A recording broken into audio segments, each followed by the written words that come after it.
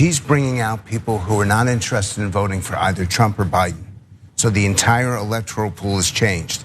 And if it continues in this direction, you have to start to consider Democrats winning the Senate and Democrats winning the House. That, of course, is Frank Luntz, who's been doing polling and focus groups for the right for a very long time. And he clearly wants the right to take seriously what is happening in the election, with Harris not just moving up in the polls, but as you'll see him describe it, moving up in a way he's never seen before. Take a look. She's got intensity now. She's got an intensity advantage. She's got a demographic advantage. And I haven't seen anything like this happen in 30 days in my lifetime. How big is that marginal extra voter that she's bringing in? I mean, how much does that change the pool? 1%, maybe 2%, that's it. But that's enough.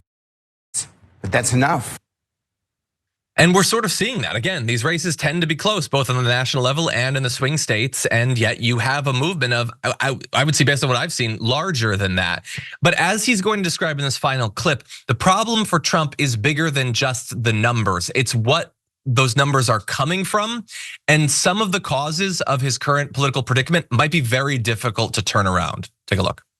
My process is not just to do the numbers. It's also to do the focus groups, to listen, to understand why people feel this way. And now my groups are broken up by young women saying, I'm not voting for him anymore. Make no mistake, there are 3 attributes, 3 components. So you think it's a switch? It's not, because you just said, I'm not voting for them anymore. So you think they were voting for Donald Trump, and now they're voting for Harris? The people who are undecided have all collapsed towards Harris. The people who are weak Trump have all collapsed towards undecided. It's his broad shift. I'm trying to do a focus group tonight with undecided voters under the age of 27 for a major news outlet. And I can't recruit young women to this because they don't exist as undecided voters. And I can't imagine what Trump will be able to do to get young women interested in him once again. I don't even like saying that sentence because I'm worried about what it might be. But this is a big issue for Donald Trump. He's laying out a couple of challenges for him. Jordan, what do you make of all that? I mean, you're seeing enthusiasm now for Harris that was previously thought unthinkable for Democrats at large. That's really exciting.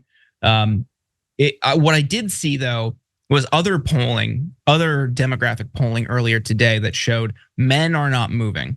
So maybe not as surprising. Men are typically locked in with Trump. We saw that in the past couple cycles. Okay, women, people of color, there are some men who are gonna vote for Harris. I'm sure this isn't negligible, but the enthusiasm now for Harris, because these issues are critical to them. Abortion rights is something that many of them understand to be a direct threat on their bodily autonomy. And then you see people like JD Vance calling for more restrictions, nationwide ban, tracking women, very weird behavior. And then dismissing it when brought up in an interview last night saying, well, I think women are gonna focus on things that actually matter. No, that matters to them. And that the Trump campaign can't recognize that could spell their doom. Yeah, it's weird to be like, okay, we're gonna spend years advocating for taking away your rights, and then we're gonna take away your rights, and then we're gonna tell you actually wanted us to take away your rights, and think that these people are gonna continue to support you. I get why they might think that. I mean, after all, they've been convincing conservatives to vote against their economic interests for literally decades. But it seems like women specifically are a little bit harder to fool. And you're right, Trump is still leading with men. In the most recent Pew poll I'm seeing, he's up 49-44. But the issue for him is he's down 49-42 with women, and there are more women than men, and they tend to vote at higher rates. And so if you had to choose one of the two groups, I will say though, people thought Harris would be losing men versus Joe Biden, and that does not appear to be the case, which is certainly good because that could have doomed her candidacy, and we're not currently seeing that.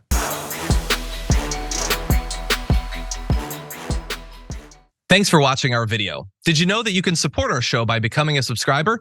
Just click the subscribe button and also ring the bell so that you get notifications when we're live or when we post new content.